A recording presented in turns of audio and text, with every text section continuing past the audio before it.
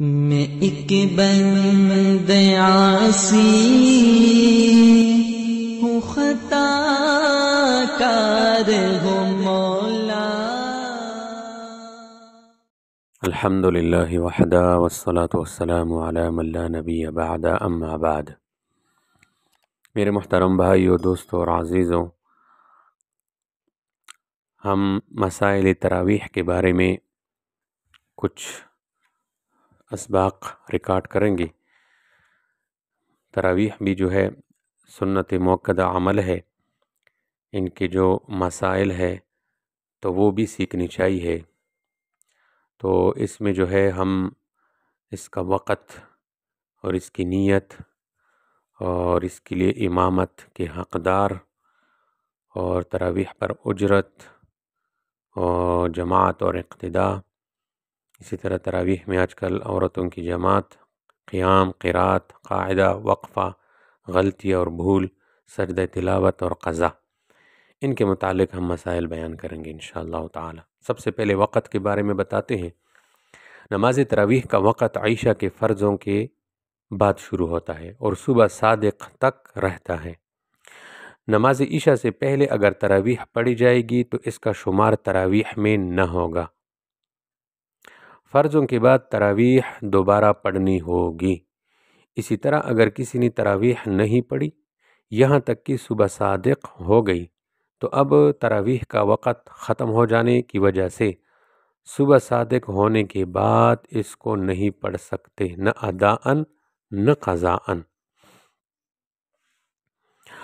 ایک دوسرا مسئلہ وقت کے متعلق، تراویح عشاء کے تابع ہے، لہٰذا اگر عشاء کی فرض فاسد ہو جائے اور منفرد یعنی علیحدہ پڑھنے والا یا امام تراویح پڑھ چکا ہو، خواہ تمام تراویح پڑھ چکا ہو یا بعض تو فرض اور سنتوں کے لوٹانے کے ساتھ ساتھ تراویح بھی لوٹائی جائے گی، البتہ وطر کے لوٹانے کی ضرورت نہیں ہے کیونکہ وہ عشاء کی تابع نہیں ہے۔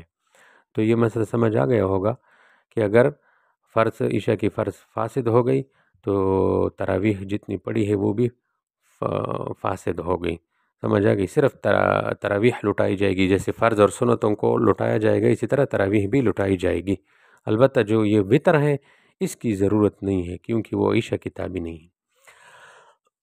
اگلا مسئلہ، تراویح کی جماعت عشاء کی جماعت کے تابع ہے، لہٰذا عشاء کی جماعت سے پہلے تراویح جائز نہیں ہے، اور جس مسجد میں عشاء کی جماعت نہیں ہوتی وہاں پر تراویح کو بھی جماعت سے پڑھنا درست نہیں ہے۔ اسی طرح ایک اور مسئلہ ہے کہ کوئی شخص ایسے وقت میں مسجد میں آیا جب عشاء کی نماز ہو چکی تھی اور تراویح ہو رہی تھی، تو اس کو چاہیے کہ پہلے عشاء کی نماز یعنی 4 فرض اور 2 سنت پڑھے اور پھر تراویح میں شریک ہو، کیونکہ تراویح عشاء کے فرض کے تابع ہیں، اور اس دوران میں جو تراویح کی رکعات رہ جائے انہیں 2 وطروں کے درمیان جلسہ استراحت کے وقت جو ہے پورا کر لے۔ اگر موقع نہ ملے تو وطر پڑھنے کے بعد پڑھے، یعنی جو تراویح کی جو رکعت رہ جاتی ہے نا، انہیں 2 تراویحوں کے درمیان جو جلسہ استراحت کرتے ہیں نا، جو 4 کے بعد بیٹھ جاتے ہیں، تسبیح پڑھتے ہیں، اس وقت جو ہے اگر موقع ہو تو پڑھ لے، اگر موقع نہ ہو تو بعد میں پڑھ لے۔ لیکن اکثر جو ہے ہمارے یہاں پاکستان میں وقت نہیں دیتے، تھوڑی سی بس وہ مسنون دعائیں پڑھ کے جو ہے ڈائریکٹ کھڑے ہو جاتے ہیں۔ تاہم اگر کسی مسجد میں ایسا ہو کہ 4 رکعت کے بعد لوگ بیٹھ جاتے ہیں، استراحت کر لیتے ہیں، اور اس دوران موقع ہو تو جلدی جلدی وہ چھوٹی ہوئی تراویح پڑھ لے، لیکن اگر موقع نہ ملا تو وطر کے بعد پڑھ لے۔ یہ تو وقت کے بارے میں مسئلہ ہو گیا۔ اب آگے جو ہے نیت کے بارے میں وہ بیان کرتے ہیں، تراویح کی نیت کیسے کرنی چاہیے۔ تراویح میں 4 طرح سے نیت کر سکتے ہیں۔ نمبر 1 تراویح کی نیت، نمبر 2 سنت کی نیت، نمبر 3 رمضان کے قیام اللیل کی نیت، نمبر 4 امام کی نماز کی نیت۔ تراویح کی نیت یوں کرنی چاہیے، یا اللہ آپ کی رضا کے لیے تراویح پڑھتا ہوں، یا یوں کہے کہ یا اللہ اس وقت کی سنت ادا کرتا ہوں، یا یوں کہے کہ رمضان المبارک کے قیام لیل کی نماز ادا کرتا ہوں، یا یوں کہے کہ امام کی اقتداء میں تراویح پڑھ رہا ہوں، یا یوں کہے کہ یا اللہ امام جو نماز پڑھ رہے ہیں میں بھی وہی نماز ادا کرتا ہوں۔ ان میں سے جو بھی نیت کی جائے تراویح ادا ہو جائے گی۔ تراویح کی نماز میں ہر 2 رکعات پر الگ الگ نیت کرنا بہتر ہے۔ باقی 20 تراویح کی 20 رکعتوں کے لیے شروع ہی میں ایک نیت کر لینا بھی کافی ہے، لیکن یہ بہتر نہیں ہے۔ بہتر یہ ہے کہ ہر 2 رکعات پر الگ الگ نیت کریں۔ آگے، اگر امام تراویح کا دوسرا یا تیسرا شفعہ پڑھ رہا ہو اور کسی مقتدی نے اس کی پیچھے تراویح کی پہلے شفعہ کی نیت کی تو اس میں کوئی حرج نہیں ہے۔ تو یہ 2 مسئلے بیان ہو گئے، وقت اور نیت۔ اب تیسرا مسئلہ شروع کر رہے ہیں، امامت کا حق۔ اگر امام مسجد خود تراویح پڑھانا چاہے تو تراویح میں امامت کا حق انہی کو ہے، اور اگر وہ کسی اور کو مقرر کر لے تو امام مسجد کی اجازت سے وہ بھی تراویح پڑھ سکتا ہے، البتہ امام مسجد کی اجازت کے بغیر کسی اور کو حق حاصل نہیں۔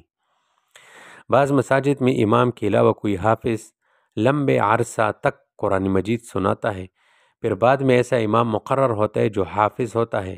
اگر یہ امام تراویح کی نماز میں قرآن مجید سنانا چاہتا ہے تو اس کا حق لمبے عرصے سے قرآن مجید سنانے والے حافظ سے زیادہ ہوگا، اور لمبے عرصے سے قرآن مجید سنانے والے حافظ پر لازم ہوگا کہ مصلی مقررہ امام کے حوالہ کرے۔ نابالغ کو تراویح کے لیے امام بنانا درست نہیں ہے، اگرچہ وہ قریب البلوغ ہی کیوں نہ ہو۔ البتہ اگر نابالغوں کی ہی امامت کرے تو یہ جائز ہے۔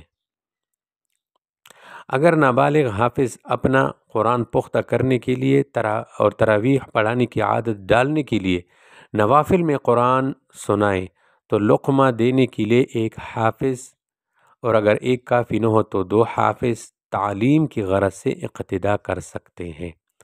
فضیلت حاصل کرنے کی غرض سے اقتداء جائز نہیں ہوگا۔ نابالغ سامع کو ضرورت کی بنا پر پہلے صف میں کھڑا کرنا جائز ہے۔ جو حافظ کے پیچھے کھڑے ہوتے ہیں نا، سنتے ہیں سامع، اگر وہ نابالغ ہے تو وہاں اس کا کھڑا کرنا جائز ہے۔ حضور اکرم صلی اللہ علیہ وسلم کے حدیث سے جو آگے آ رہی ہے، داڑھی کا چھوڑنا اور زیادہ کرنا اور مونچھوں کا کتروانا اور کم کرنا ثابت ہے، اور داڑھی جب کہ ایک مٹھی سے کم ہو تو اس کا منڈانا یا کتروانا شرعاً بالکل ناجائز ہے۔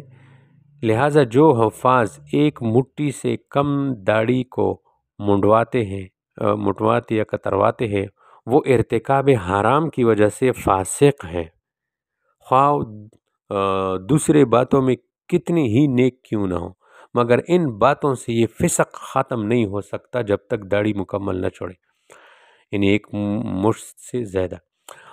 اور فاسق کے پیچھے تراویح پڑھنا مکروہ تحریمی ہے، یعنی حرام کے قریب ہے، اور ایسے شخص کو امام بنانا جائز نہیں ہے۔